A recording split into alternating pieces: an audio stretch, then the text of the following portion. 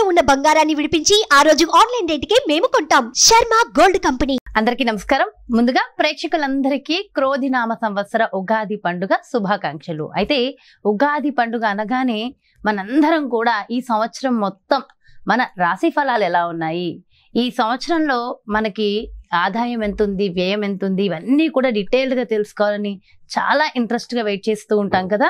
అయితే ఈ ఉగాది రాశి ఫలాలు మనకి డీటెయిల్డ్ గా ఇన్ఫర్మేషన్ ఇవ్వడం కోసం మనతో ఉన్నారు ప్రముఖ జ్యోతిష్య వాస్తు పండితులు, జ్యోతిష్య వాస్తు శిక్షణ నిపుణులు, ప్రముఖ ఆధ్యాత్మికవేత్త, లలిత ఉపాసకులు బ్రహ్మశ్రీ నానాజీ పట్నాయక్ గురువు గారు. మరి పూర్తి వివరాలు గురువుగారు వాటిలో అడిగి తెలుసుకుందాం. నమస్కారం గురుగారు. శ్రీమాత్రే నమః. గురుగారు, అయితే ఈ క్రోధినామ సంవత్సరంలో వృషభ రాశి వారికి ఏ విధంగా ఉంటుందండి? తప్పకుండా ఆదాయము, వ్యయము, రాజ్యపూజ్యం, అవమానం కనుక తీసుకున్నట్లయితే క్రోధినామ సంవత్సరంలో మనకు పంచాంగంలో ఇచ్చినటువంటి సంఖ్యలు ఏమిటి అంటే 2, 8 అన్నారు. అంటే 2 ఆదాయము, వ్యయం 8 అని చెప్తున్నారు. అంటే 2 లక్షలు వస్తే 8 లక్షలు ఖర్చు అంటారు. చాలా ఎక్కువ ఉంటుంది. అంటే ఇక్కడ మరి ఇది ఖచ్చితంగా ఇలాగే జరుగుతుందంటే నేను ఒకటే చెప్తాను. 2 విషయాలు కనుక మీరు పాటించినట్లయితే ఇది ఇలాగే మీరు నష్టపోవాలని రూల్ లేదు, లాభాల్లో కూడా వెళ్తారు. ఒకటి, అమ్మవారిని ఆశ్రయించడం ద్వారా. అంటే అమ్మవారు ఉంది నాకేంటని వెళ్ళిపోయిన వాడికి ఏమి ఉండవండి, నా ఉద్దేశం అది. రెండవది ఏమిటి అంటే ఇప్పుడు ఈ 2 అని చెప్పారు కదా, ఇందులో మన గోచారంలో ఏ గ్రహాన్ని సపోర్ట్ తీసుకుంటే మనకి 2 కాస్త 8గా మారుతుంది, 8 కాస్త 2గా మారుతుందో తెలుసుకోవచ్చు మనం. ఇప్పుడు ఇక్కడ ఆదాయాన్ని ఇచ్చేది ఎవరు ఈ జాతకాన్ని అంటే ఈ వృషభానికి అంటే బుధుడు ఇస్తాడు. ధనాధిపతి బుధుడు. బుధరాశుల్లో కేతు ఉన్నాడు. అంటే ఏం చేయాలి? విష్ణు సహస్రనామాలు వినడము, గణపతి ఆరాధన చేయడము, నవగ్రహాల్లో కేతువు బుధ గ్రహాల దగ్గర దీపారాధన కనుక చేసినట్లయితే యాంటీగా ఏదైతే ఉందో అదే పాజిటివ్గా పనిచేస్తుంది. ఓకే. అలాగే ఖర్చు, వ్యయం పెరుగుతుంది అని చెప్పి చూపిస్తుంది. వ్యయం తగ్గాలంటే ఏం చేయాలి అని చెప్పి చూసుకున్నట్లయితే శనగలు దానంగా ఇవ్వడం లేదా కందులు దానంగా ఇవ్వడం చేసినా కూడా వ్యయం తగ్గుతుంది. అలాగే నరసింహస్వామి యొక్క ఆరాధన, నరసింహస్వామి ఆలయాలకి వెళ్ళి అక్కడ ప్రదక్షిణ చేస్తే కూడా తగ్గుతుంది. ఇట్లా 2-3 రకాలు ఉన్నాయి, అందులో ఒకటి చెప్తున్నాను నేను మీకు. ఓకే. అలాగే ఇక్కడ రాజ్యపూజ్య అవమానం చూసుకుంటే 7, 3 ఉంది. అంటే మెచ్చుకునే వారి సంఖ్య 7 ఉంది, ఇబ్బంది పెట్టే వారి సంఖ్య 3 ఉంది. కాబట్టి భయపడాల్సిన పని లేదు. ఓకే. అంటే ఇక్కడ నేను చెప్పేది ఒకటే, ఇందులో ఏదో ఇలా ఉంది కదా అని చెప్పి భయపడడానికో భయపెట్టడానికో జ్యోతిష్ శాస్త్రం కాదు. దాన్ని ఎలా మార్చుకోవాలి, మనం ఎలా బాగుపడాలనడానికి జ్యోతిష్ శాస్త్రం. రైట్. దీనివల్ల మనకి పెద్ద నష్టమేం లేదుగా. వెళ్తాం, గుడికి వెళ్తాం, ప్రదక్షిణం చేసుకుంటాం, అమ్మవారి ఆరాధన ఇంట్లో చేసుకుంటాం, ఏముందని చెప్పండి, ఖర్చే ఉంది దీనికి పెద్దగా, అంతే కదా. రైట్. అయితే ఇక్కడ మిగతా అంశాలు కనుక చూస్తే వీరికి పర్టికులర్గా నేను ఒకటే చెప్తాను. అంటే క్రోధినామ సంవత్సరానికి ముందే మనకి వీడియో రిలీజ్ అవుద్ది కాబట్టి మార్చ్ అండ్ ఏప్రిల్ మాసాలలో కొంచెం బుధుడు నీచ పొందుతున్నాడు, ఈ 2వ అధిపతి. బుధుడు వీళ్ళకి షేర్ మార్కెటింగ్ కారకుడు అవుతాడు. కాబట్టి ఈ షేర్ మార్కెటింగ్ రిలేటెడ్ సంబంధించిన విషయంలో ఈ సంవత్సరంలో మార్చ్ ఏప్రిల్ మాసాల్లో చూసుకోవాలి. బుధుడు నీచ పొందుతున్నాడు కాబట్టి సహజంగానే షేర్ మార్కెట్ విషయంలో కూడా ఈ సంవత్సరం మార్చ్ అండ్ ఏప్రిల్ మాసాల్లో చాలా ఫ్లక్చువేషన్స్ కూడా వస్తాయి. అసలు ఊహించలేనంత ఫ్లక్చువేషన్స్ కూడా వస్తాయి. అదొకటి. అలాగే మరొకటి ఏంటంటే ఇక గురువు లగ్నంలోకి వస్తున్నాడు, వీరికి రాశిలోకి వస్తున్నాడు. ఎప్పుడైతే గురువు రాశిలోకి వచ్చి సప్తమాన్ని చూస్తాడో మే మాసం నుంచి 1 సంవత్సరం పాటు కంప్లీట్గా వివాహ బలం వీళ్ళకున్నది, గుర్తుపెట్టుకోండి. అలాగే పంచమంలో కేతు ఉన్నందుకు కొంత కొత్త ఫ్రెండ్స్తోని జాగ్రత్తగా ఉండాలి. కొత్తగా ఎవరైనా ఫ్రెండ్స్ అయ్యారు లేదా ప్రేమ వ్యవహారాలకు సంబంధించిన విషయాల్లో కొంత జాగ్రత్తగా ఉండాలి. వీరికి కూడా ఏదైనా గృహమది కొనుగోలు చేయాలి అని అనుకుంటే కనుక దీని పరంగా చూసుకుంటే వీరికి పర్టికులర్గా మే లోపలే కొనుగోలు చేయడం మంచిది. కొనుగోలు చేసుకోవడం మే లోపలే కొనుగోలు. అయితే జూన్ నుంచి కూడా ఉంది, మే నుంచి కూడా కొంత బలం ఉంది. కాకపోతే పరిహారం అంటే ఏమి లేదు, వీళ్ళు సూర్య నమస్కారాలు ఎంత చేసుకుంటే అంత తొందరగా వీళ్ళకి గృహయోగం అనేటువంటిది కలుగుతుంది. అలాగే మరొక విషయం ఏంటంటే ఇక్కడ రాజకీయ నాయకులకు కొంత రిలీఫ్ వస్తుంది. పంచమకేతు ఇన్ని రోజులు ఉన్నాడు, ఇప్పుడు గురువు వచ్చి చేరాడు కదా, రాజకీయ నాయకులకు కొంత రిలీఫ్ వస్తుంది. వ్యాపారాలు, ఆన్లైన్లో చేసే వ్యాపారాలకు బాగా యోగ్యంగా ఉంటుంది. అంటే ఆన్లైన్ వ్యాపారం అంటే చాలామంది ఏమనుకుంటారంటే ఈ బెట్టింగ్స్, ఈ క్యాసినోలు ఆడడం ఇవి అనుకుంటారు. ఇవి కానే కాదు, ఆన్లైన్లో కదా అని. ఇవి కానే కాదు, ఆన్లైన్లో సేల్స్ ఉంటుంది. ఒక ప్రోడక్ట్ అమ్మడం, ఒక ప్రోడక్ట్ కొనడం, అమ్మడం, ఎగుమతులు దిగుమతులు, ఇట్లాంటి వాటికి చాలా చాలా బాగుంటుంది. ఇక ఉద్యోగ స్థానంలో శని భగవానుడు ఉన్నాడు, 10వ స్థానంలో. దశమంలో శని ఉన్నప్పుడు ఏం చేస్తాడంటే ఖచ్చితంగా ఉద్యోగం ఇచ్చి తీరుతాడు, ఉద్యోగం ఇవ్వకుండా ఉండడు. ఎందుకంటే శ్రమను ఇవ్వాలిగా, ఉద్యోగంలో శ్రమ లేకపోతే ఇంట్లో కూర్చుంటే ఏం శ్రమ. కాబట్టి ఉద్యోగం ఖచ్చితంగా, ఉద్యోగం కోసం ప్రయత్నం చేసే వారికి చాలా బాగుంటుంది. కాకపోతే ఉద్యోగం నాకు రావట్లేదు, లేకపోతే ఉన్న ఉద్యోగం చాలా చిన్న ఉద్యోగం చేస్తున్నాను, ఇందులో బాగా శ్రమ పడుతున్నాను అనుకునేటువంటి వారికి లలిత అమ్మవారి యొక్క నామాల్లో ప్రత్యేకంగా ఓం శ్రీమాతా శ్రీ మహారాజ్ని శ్రీమత్ సింహాసనేశ్వరి నమః అని నామస్మరణ చేయండి. పంచమంలో కేతు ఉన్నందుకు తీసుకునే నిర్ణయాల విషయాల్లో వృషభం వారు చాలా జాగ్రత్తగా నిర్ణయం తీసుకోవాలి. ఎందుకంటే పంచమ స్థాన కేతు ఉన్నప్పుడు చిత్ర విచిత్రమైన నిర్ణయాలు తీసుకుంటూ ఉంటాం. అందులో ముఖ్యంగా మార్చి ఏప్రిల్ మాసాల్లో మరింత జాగ్రత్తగా నిర్ణయాలు తీసుకోవాలి.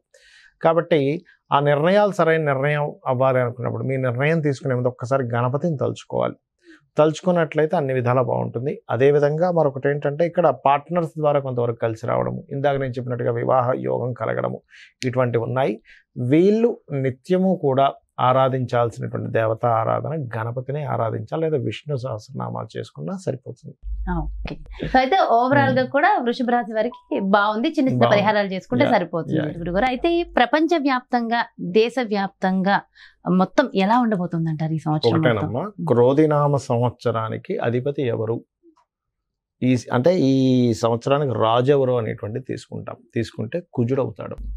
కుజుడు అంటే ఫైటింగ్, గొడవలు, ఉద్యమాలు, యుద్ధాలు, వీటికి కారకుడు అనమాట కుజుడు. అందుకని అటువంటి వాతావరణం కనిపిస్తుంది. అయితే లక్కీ ఏంటంటే కాలసర్ప దోషం నుంచి గురువు బయట ఉన్నాడు, అది కొంత సేఫ్ ఇస్తుంది. బట్ ఏదైనా కానీ కొంచెం యుద్ధ సంబంధంగా, అంటే రాజులకి ఇప్పుడు చూడండి అప్పటిదాకా అక్కర్లేదు, మనకి ఫిబ్రవరి నుంచే స్టార్ట్ అయింది దాని ప్రభావం. ఎందుకంటే ఈ రవి మనం జనవరిలో మనం చెప్పుకున్నప్పుడు కూడా చెప్పుకున్నాం, కొంచెం ఈ సమయంలో కొంచెం ఈ బాంబు పేలుళ్ళని, లేకపోతే ఈ గొడవలని, కొంచెం ఈ యుద్ధ నౌకల్ని ట్రాప్ చేయడం అని, లేకపోతే అంటే నౌకా దళాల మీద, లేకపోతే నౌకల మీద, అంటే జలరాశుల్లో కుజుడు శని ఉన్నారు కాబట్టి నౌకల మీద అంటే దాడి చేయడం, దాన్ని హైజాక్ చేయడం లాంటివి ఉంటాయని చెప్పుకున్నాం లాస్ట్. అట్లాంటివే జరిగింది ఈ మధ్య అంతా కూడా. అంటే ఏమిటి, ఈ సంవత్సరం ప్రత్యేకంగా కొంతవరకు ఈ యుద్ధ సంబంధించినటువంటి ఈ మనం ఊహించినటువంటి మార్పులు అనేకమైన జరుగుతాయి. అంటే అసలు లాస్ట్ మినిట్ వరకు ఇది మారదు, ఇలాగే జరుగుతుంది అనుకుంది, అది సడన్ గా మార్పు వచ్చేస్తుంది. అసలు ఎవరు ఎక్స్పెక్ట్ కూడా చేయరు, అసలు ఇలా జరుగుతుందా, ఇలాంటివి కూడా జరుగుతుంది అసలు ప్రపంచంలో అన్నట్టుగా జరుగుతుంది. అన్ని మార్పులు ఏదైనా కావచ్చు. అంటే టెక్నికల్ గా హై లెవెల్లో మార్పులు చూస్తాము, రాజకీయంగా హై లెవెల్లో మార్పులు చూస్తాము, గుర్తుపెట్టుకోండి. అసలు మోసాల లెవెల్లో కూడా హై లెవెల్లో మార్పులు చూస్తాం. సో కాస్త కేర్ఫుల్ గా ఉండాల్సిన సమయం because of Saturn Mars combination అలాంటిది. అందులో పర్టికులర్ గా మే వరకు ఈ జాగ్రత్తలు తీసుకోవాలి, మెయిన్ గా మే వరకు. అదొకటి. ఇక మిగతా అంశాలు కనుక చూసుకుంటే గనక, అంటే వీళ్ళు మరి ఇప్పుడు ఈ యుద్ధ సంబంధించిన ఇవన్నీ అనుకున్నాం కదా, మరి రకరకాల దేశాల్లో మన ఇండియన్స్ ఉంటారు, అందరూ కూడా మనుషులే కాబట్టి వీళ్ళెవరూ కూడా ఇబ్బంది పడకుండా ఉండాలి అంటే ఒకటే గుర్తుపెట్టుకోండి, కాలభైరవ అష్టకము, కాళికాదేవి యొక్క స్తోత్రాలు, కాలభైరవ అష్టకం కానీ, నృసింహస్వామి యొక్క స్తోత్ర పఠనం చేయడం కానీ, ఆంజనేయ స్వామి యొక్క ఆరాధన చేయడం కానీ, ఇవి గనక చేయగలిగితే, లేదా మీకు దగ్గరలో గోశాల ఉంది, గోవులకు కాస్త బెల్లము, అదేవిధంగా నువ్వులు కాదు సారీ బెల్లము మరియు క్యారెట్లు, నువ్వులు తినిపించకూడదు, పొరపాటు నువ్వులు అన్నాను, నువ్వులు అస్సలు తినిపించకూడదు, బెల్లము క్యారెట్స్ తినిపించాలి. నువ్వులు దానం మాత్రమే ఇవ్వాలి. చాలామంది అంటుంటారు, ఏమంటే నువ్వులు మేము తినిపించాలా అని అడుగుతూ ఉంటారు, ఏది పురోహితుడు తీసుకోవట్లేదని. ఎందుకంటే అమ్మ అది ఏదైనా మనకి ప్రెగ్నెన్సీతో ఉందనుకోండి, దాని ప్రెగ్నెన్సీ ఇచ్చినవ్వడం వల్ల మరింత దోషం ఏర్పడుతుంది. కాబట్టి ఇది జాగ్రత్త తీసుకోవాలి. సో కాబట్టి ఈ జాగ్రత్తలు తీసుకుంటే సరిపోతుంది. ఇదంతా ఓవరాల్ గా సామూహికంగా కూడా చేయడం వల్ల ప్రపంచానికి ఇంకొంచెం మంచి జరుగుతుంది కదా గురుగారు. ఇవే కాకుండా ఇంకేమైనా జాగ్రత్తలు తీసుకోవాల్సిన అవసరం ఉంటుందంటారా? జాగ్రత్తలు అంటే ఏం లేదమ్మా, ఒకటి గుర్తుపెట్టుకోండి, నేను చెప్పేది ఒకటే, మనకి ఎప్పుడైనా సరే గ్రహస్థితిలో ఎలాగున్నా, అంటే మన జాతకం ఎలా ఉంది, వాస్తు ఎలా ఉంది, ఇవన్నీ ఎలాగున్నా, నేను చెప్పేది ఒకటే, అమ్మవారిని గనక మనం ఆశ్రయించినట్లయితే ఇవన్నీ కూడా పక్కపోతాయి. అయితే మరి ఈ శాస్త్రం ఎందుకు ఇచ్చింది అమ్మవారు? ఈశ్వరుడే స్వయంగా కూడా జ్యోతిష్ శాస్త్రాన్ని ఇచ్చాడు కదా, మనం చెప్పుకుంటూ ఉంటాం కొన్ని వాటిల్లో, మహర్షుల ద్వారా మనకు అందించాడని. మరి ఆ పరమేశ్వరుడు ఎందుకు అందించాడంటే మనకు ఒక జాగ్రత్త చూసుకోవడానికి, ఒక రూట్ మ్యాప్ లాగా మనం ఒక తయారు చేసుకుంటున్నాం. ఏది, ఏ రూట్లో ఎక్కడ ట్రాఫిక్ ఉంది, ఎక్కడ ఏది ఉంది అన్ని తెలుసుకుని దాన్ని బట్టి వెళ్తున్నాం కదా. అలాగే మనకు భగవంతుడే ఈ యొక్క జ్యోతిష్ శాస్త్రాన్ని అందించాడు. దీనివల్ల ఏమిటి, మనం మన జన్మజాతకం కూడా చూసుకోవాలి. అంటే మన జన్మజాతకంలో లగ్నబలం ఎలా ఉంది, ధనం ఏ మార్గంలో వెళ్తే మనకు ధనం సంపాదిస్తాము, ఏ రకంగా ప్రయత్నిస్తే మన ప్రయత్నాలు సఫలీకృతం అవుతాయి, ఏ దిశలో ఉంటే మనకి బాగుంటుంది, సంతాన అభివృద్ధి ఎందుకు అవ్వట్లేదు, వివాహం ఎందుకు అవ్వట్లేదు, మన జన్మజాతకంలో ఉంటుంది. అంటే ఏ సమయంలో వివాహం చేసుకుంటే బాగుంటుంది, అదేవిధంగా మనకి ఏ వృత్తుల్లో బాగుంటుంది, ఏ వ్యాపారాల్లో బాగుంటుంది, ఎందులో ఎప్పుడు ఇన్వెస్ట్మెంట్ చేస్తే మంచిది, ఎప్పుడు ఇన్వెస్ట్మెంట్ చేయకూడదు అనేటువంటి అన్ని విషయాలు ఉంటాయి. మీకు అనిపిస్తుంది మరి ఇవి అన్నీ మన జన్మజాతకంలో ఉంటాయి, మనం మరి ఈ గోచార ఫలితాలు ఇవన్నీ ఎందుకు చెప్పుకుంటున్నాం అంటే ఒకటే గుర్తుపెట్టుకున్నామా, ఇప్పుడు మీరు షూటింగ్కి వచ్చారు కదా, నార్మల్గా మీ ఇంటి నుంచి ఇక్కడ 40 నిమిషాలు అనుకోండి కార్లో రావడానికి, అదే ట్రాఫిక్ జామ్ అయితే కదా. అంటే ఏమిటి, గంటలోనో 40 నిమిషాల్లోనో వస్తాననేది మీరు ఏం చెప్తారు, గంటన్నర పడుతుందండి అంటారు. అంటే మీ కారు మీరు మీ మీ మీ డ్రైవర్ కానివ్వండి, మీరు ఓన్గా డ్రైవ్ చేసుకున్నా మీ కారు అదే రోడ్ అయినా కూడా మరి ట్రాఫిక్ ఉన్నప్పుడేమో ఎక్కువ టైం పడుతుంది, ట్రాఫిక్ లేనప్పుడు హాఫ్ అన్ అవర్లో రాగలుగుతున్నారు. అంటే దాని అర్థం ఏమిటి, సమయం బయట ఉండే వాతావరణం కూడా మనకు సహకరిస్తేనే మనం సమయానికి వెళ్ళగలం. అలాగే గోచారం అనేటువంటిది ఏంటంటే ఇప్పుడున్న గ్రహస్థితి, ఇప్పుడుండే గ్రహస్థితి ఏ విధంగా ఉంది, పరిస్థితులు ఎలా ఉన్నాయి అనేది చెప్పేదే గోచారం. సో ఈ సంవత్సరం ఈ విషయాలు ఇలా ఉంది కాబట్టి నువ్వు ఈ రెమెడీ చేసుకో, నీ జన్మజాతకం కూడా చూసుకో, ఈ రెండు కలుపుకో. ఇవన్నీ పండితులు ఉన్నదే అందుకు. ఇంకోటి ఏంటి, నేను ఒకటే చెప్తా, నా జాతకం ఎలా ఉంది, నా దశ ఎలా ఉంది, పాడైపోయింది ఏం పెట్టుకోకండి, అమ్మవారిని నమ్ముకోండి, అమ్మవారు అంతా దారి చూపిస్తుంది మనకి. ఎలా ఉన్నా జాతకం ఎలా ఉన్నా అమ్మవారు చూపిస్తుంది.